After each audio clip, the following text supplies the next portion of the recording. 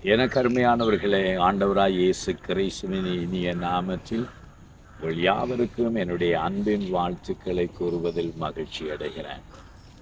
மலை மேல் வைக்க பட்டணம் அது மறைந்திருக்க மாட்டாதது போல கர்த்தருடைய ஜனமாய் இருக்கிற உங்களை தேவன் தாமே ஆசீர்வதித்து உங்களுக்கு நன்மையும் கிருபையும் தேவன் உண்டாக்குவாராக.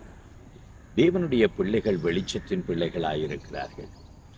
இந்த வெளிச்சத்தின் பிள்ளைகளாய் இருக்கிற உங்களை இருளில் இருக்கிற ஜனங்கள் பார்ப்பார்கள். ஆனால் வெளிச்சத்தில் இருக்கிற நீங்கள் இருளில் இருக்கிறவர்களை காண முடியாது. ஆகவேதான் உலகம் உங்களை கூடாகவும் எனக்கூடாகவும் தேவனை இந்த உலகத்திலே காணும்படியாகத்தான் தேவன் உங்களையும் என்னையும் மலைமேல் வைக்க பட்டணமாகவும் உலகத்துக்கு ஒளியாகவும் தேவன் ஏற்படுத்தியுள்ளார். ஆம், எனக்கு அருமையானவர்களே, இந்த காலத்தில் தேவனுடைய மகிமை உங்களுக்கூடாகவும் எனக்கூடாகவும் வெளிப்படுகிற ஒரு காலத்தை தேவன் வைத்திருக்கிறார்.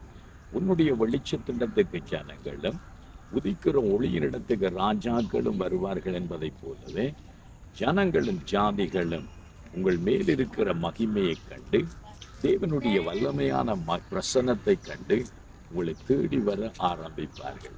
அவங்க தேவனுடைய பிள்ளைகளுக்கு தேவன் உங்களுக்கு ஒரு வாக்கு தத்தத்தை கொடுக்கிறார்.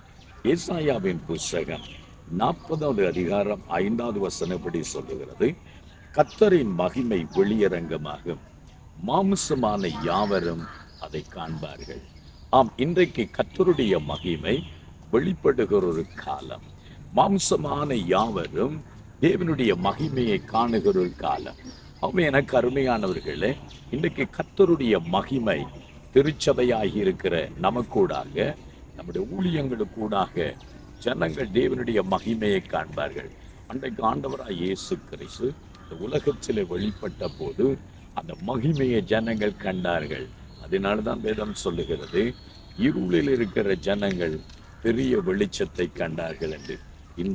அன்றைக்கு ஆண்டவரை எப்படி இந்த உலகம் கண்டு அவங்க தேவனை மகிமைப்படுத்தினதோ, இன்றைக்கும் அதே மகிமையை உங்களுக்கூடாகவும் எனக்கூடாகவும் ஜனங்கள் காணுகிற ஒரு காலம் வந்திருக்கிறது.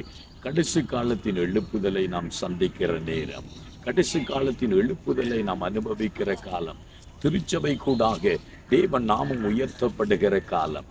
ஆண்டவரிடத்துல சொல்லுவோமா, ஆண்டவருடைய மகிமை எனக்கூடாகவும் வெளிப்படட்டும், ஜனங்கள் என்னை பார்க்கிறவர்கள் உம்மை காணத்தக்கதாக உம்முடைய மகிமை எனக்குள்ளே வெளிப்படட்டும் என்று சொல்லுங்கள். தேவனுடைய வல்லமையில நிரம்புவோம். சபை இந்த காலத்துல கர்த்தருக்காக எழும்புவோம். ஆண்டவர் பெரிய காரியங்களை செய்வார்.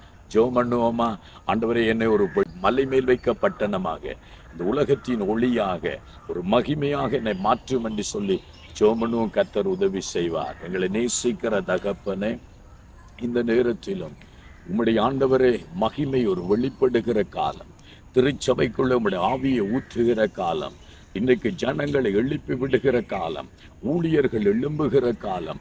அன்றைக்கு உண்மை எப்படி ஆண்டவரை இந்த உலகம் கண்டதோ, மாம்சமானவர்கள் கண்டார்களோ, இருளில் இருக்கிற ஜனங்கள் வெளிச்சத்தை கண்டார்களோ, அப்படி இன்றைக்கு திருச்சபை கூடாக எங்களுக்கு கூட அந்த மகிமையை காண உதவி செய்யுங்க. இயேசுவின் நாமத்தில் ஜெபிக்கிறோம் நல்ல பிதாவே, ஆமென், ஆமென். இன்றைக்கும் ஆண்டவர் உங்களை கூடாக உங்களுடைய வல்லமையை விளங்க பண்ணுவார், ஆசீர்வதிப்பார். God bless you.